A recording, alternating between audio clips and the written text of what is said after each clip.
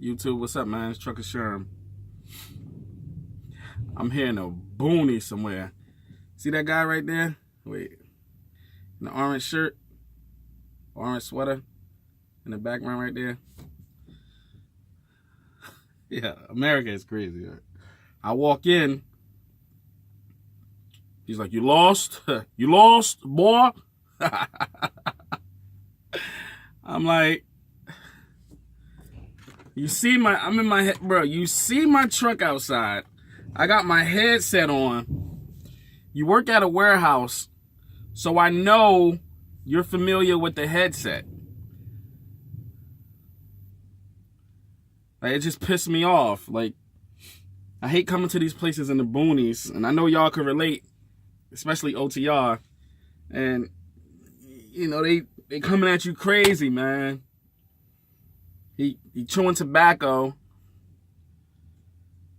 Got the big cowboy boots on. That just smell. You already know what type. You already know what time he on. I walk in, like, "Can I help you? You lost?" I'm like, "No, I got a delivery, whatever. Like, "Oh, what time is it for?"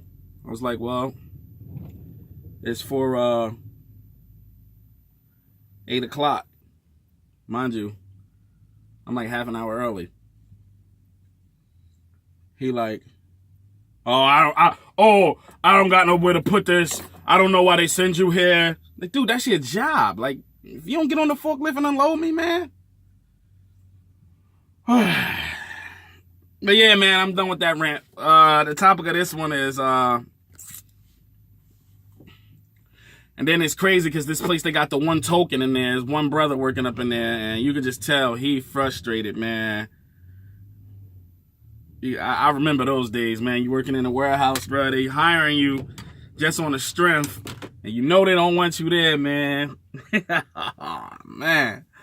Young brother, man, he looked like he was just ready to explode, man. You could just see it all on his face. I know he dealt with a lot working up in there, man. But anyway, the topic of this video is local versus OTR, man. I watch a lot of these local versus over the road videos, and one thing I noticed that a lot of the people that post these videos, they don't either. Excuse me. I've seen some local guys post videos, but they never specified if they went over the road. And I've seen some over the road guys post these videos, but they never specified if they went local. So I always finish watching the video like, well, how could you get perspective if you never did both sides of the spectrum? You get what I'm saying? So I'm going to give it to you from my eyes. From my point of view, honestly, when I first started my channel, I said OTR wasn't for me. It wasn't the fact that I didn't like it or whatever. It just wasn't for me. You know what I'm saying? So when I got into the game, I didn't have any experience, and as y'all may know, I had stuff on my background, my felony. I have felonies, so it was harder, you know, like coming into trucking. Most times, if you're a new driver, you could sidestep over the road and go straight local. I know people that do it all the time. They go to these local companies and they get in. But for me, it was a little harder in this area that I live in because, one, I had a background and I didn't have any experience, so nobody would even touch me. So it's like, you trying to get us to deal with you. You don't even got experience, and you out here with a felony. I don't know. Whatever, that was crazy. So I had to go over the road. I think going over the road, if you have to go over the road, that's not a bad thing. I'm not making this video to knock over the road guys. I salute all of them OTR drivers because they're making a sacrifice. A lot of these dudes out here doing over the road, they got families back home, and that's a sacrifice, man. I think my problem I had with OTR was the fact, like, the separation from my family and my kids. Keep in mind, before I started trucking, probably about 3 to 4 years prior to me starting trucking and getting my license. I had just came home from doing 4 years. So, you know, that was 4 years out of my oldest daughter's life. You know what I mean? So when within those 4 years, me being incarcerated, I was away from my daughter. And the only communication I had with my daughter was on a phone, pictures, and if she came to visit me, was touching the glass window. And that was 4 years. 4 years of watching my daughter grow up behind a glass window. So it did something to me because I missed a lot out of her life being behind bars. But I put myself there. You know what I mean? Like, I put myself in that situation where I had to miss my family for 4 years. So when I came home and I got into trucking and nobody would deal with me because I had a jacket and I had to go over the road, it was that again. But this time it was a little different because I had a phone, I had FaceTime, I had all of that. But I just knew the separation from my daughter was big, being that what happened in the past with me being gone for 4 years.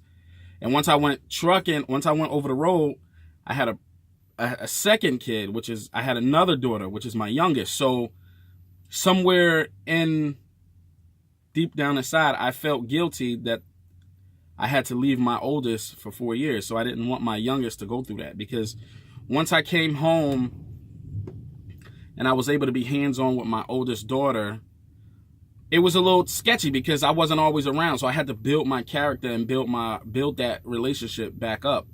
So I never wanted to put myself in that situation where I would be like that with my kids again. You know what I mean? So I did it. Don't get me wrong. I did it. I went out there. I got the experience. And I already had a goal, though. Once I get out here and get the experience, no matter how tough it is or whatever, I need to get this experience because nobody's going to deal with me. If I don't get the experience, I would be the brother in there working around a bunch of the Klansmen that don't want them in there. You know what I mean? I didn't want that. So it's hard.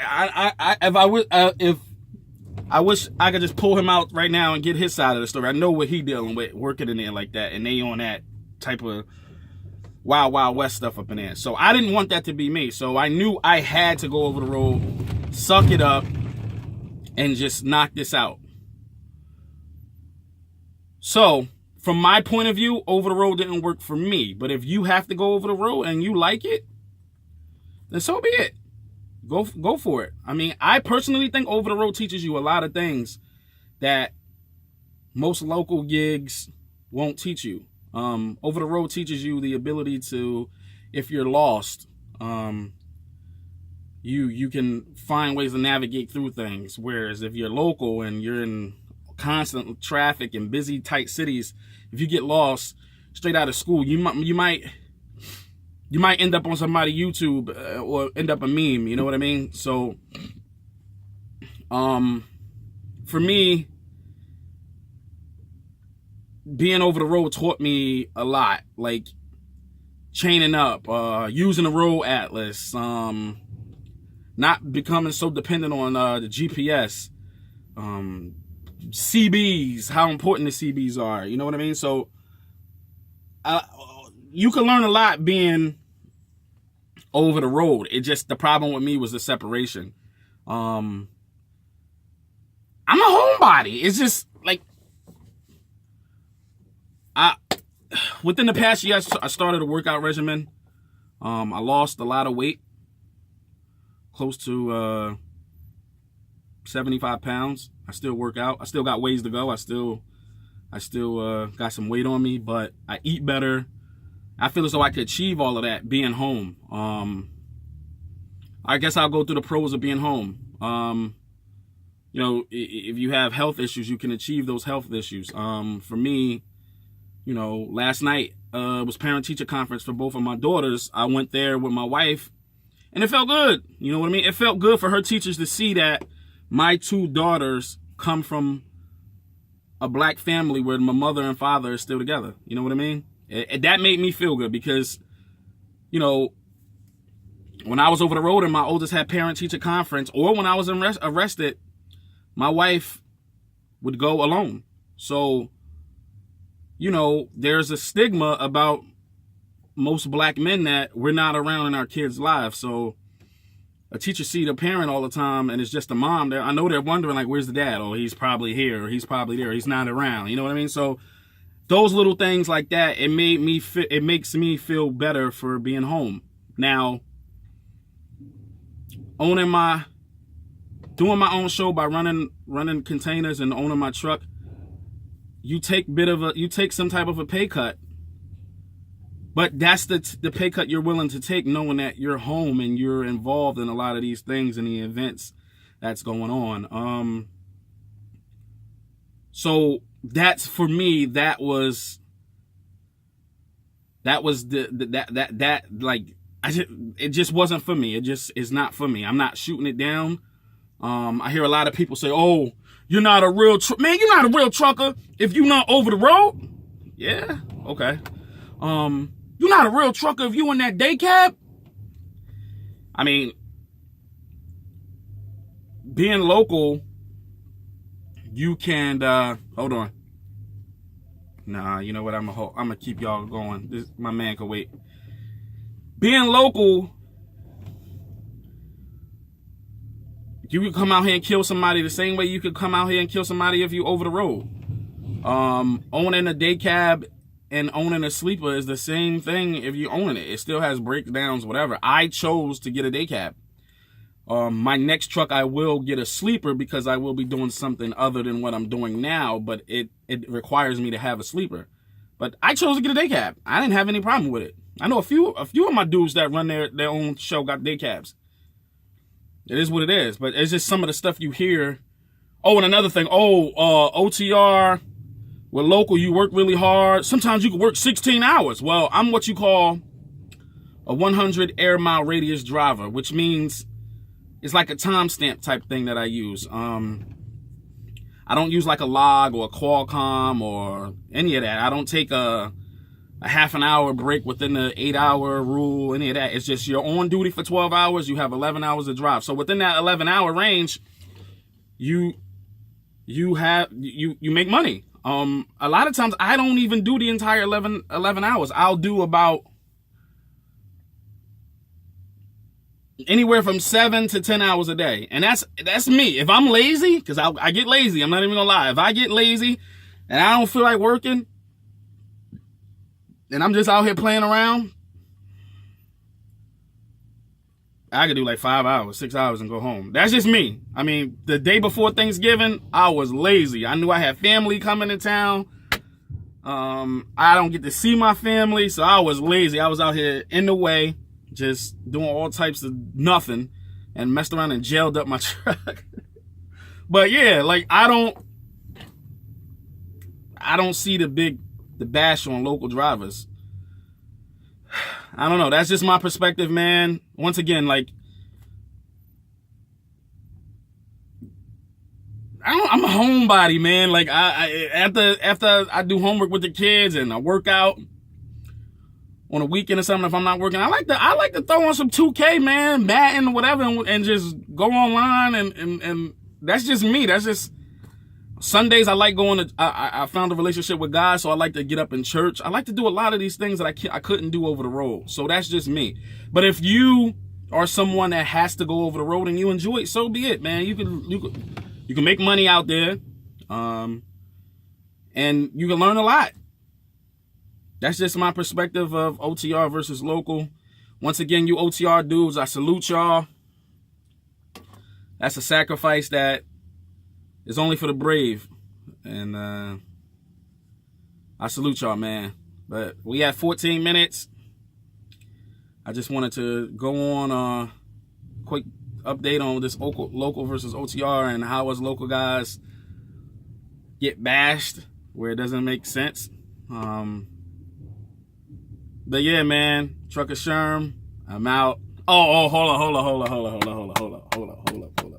Another thing, if you OTR and you looking to come home and be local, don't feel bad about wanting to do it. I know a dude right now, he's OTR and he's at about 6 or 7 months.